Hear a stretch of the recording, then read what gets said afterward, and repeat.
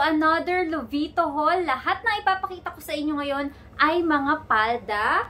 Panay mga skirts to. Meron ng pinakauso ngayon na maong skirt, mga cargo skirt. At kung may magustuhan ka man, tuturuan kita kung paano makakuha ng discount voucher. Usod ako dito.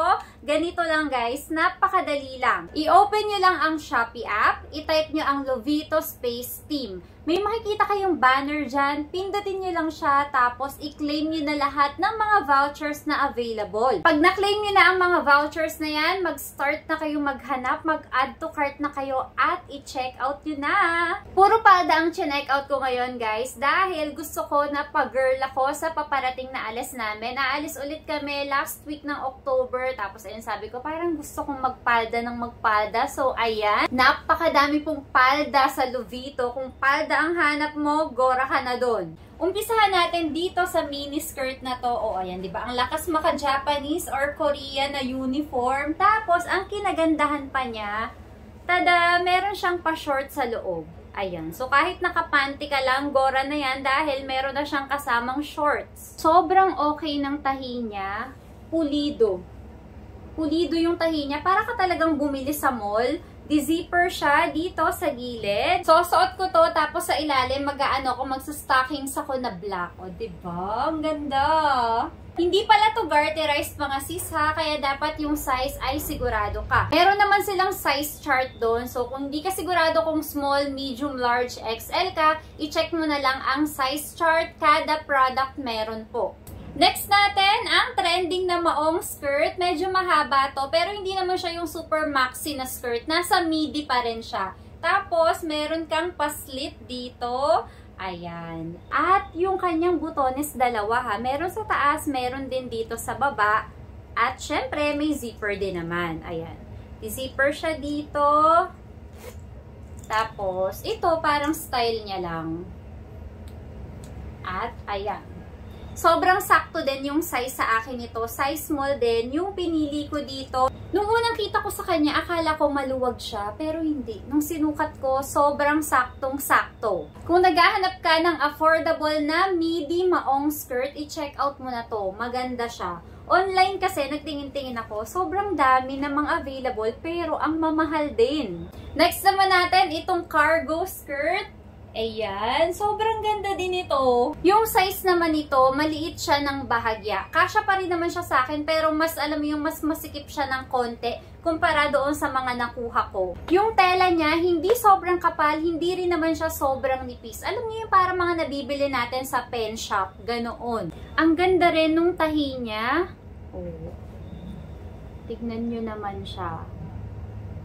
Yung Lovito, yung quality niya talaga, pang mall. Next natin, ang alam ko tawag din dito cargo skirt eh. Ayan siya. Mahaba siya. Sa likod ay merong pa-slit na ganyan. Matagal ko na nakikita to sa Lovito shop. Tapos, one time, nagpunta kami sa mall kasama yung mga kaibigan ko. Nakita ko, meron siyang suot na ganito. Hindi exactly, hindi itong ito, pero yung style ganito. Tapos, ayun, naalala ko nga na merong ganun sa Lovito. Binalikan ko at na-check out ko na siya. Maganda siya mga sis. Tapos, ito, maa-adjust mo yung bewang. Ayan o, ma-adjust mo siya dito, masisikipan mo, at maluluwagan mo rin siya. At napansin ko dito guys, nakakatangkad siya. Siguro dahil na rin sa kulay, nakakatangkad. Pati yung maong ko na midi skirt, parang feeling ko tumangkad ako tignan. Next naman natin ay itong palda na to. O, tignan nyo siya.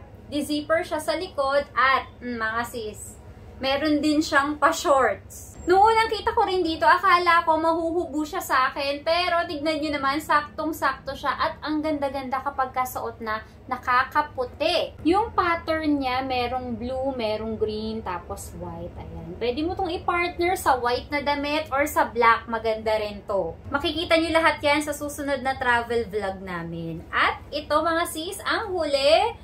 Alam nyo, noon ko pa talaga gustong bumili ng gantong skirt. Nung nag-Bangkok kami, nakita ko na to. Marami akong ganitong nakikita doon. Ang tawag ay tulle skirt. Yung iba naman ang tawag ay tutu skirt. Sobrang haba niya. Kita nyo naman dito, hanggang paa ko talaga siya. Ang bala ko, gupitan ko siya ng konti. Kasi nung nakita ko yung tahi, kapag ginupit ko, hindi naman siya magra-run ng tuloy-tuloy dahil may tahi naman dito. So, for example, ayan, dito ko siya gugupitan.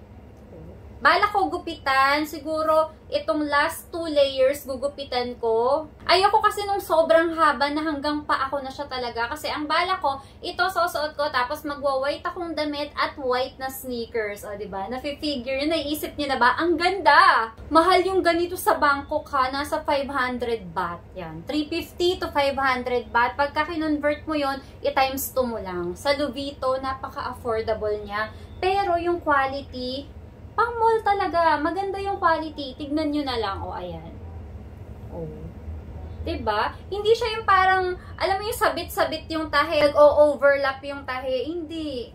Maganda. O, tignan nyo. O, diba?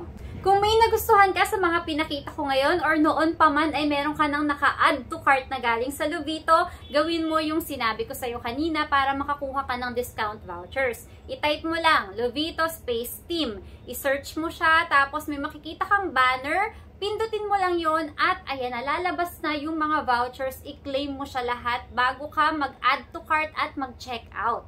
Tapos pala guys, bawat product ay nakalagay siya sa ganitong lalagyan.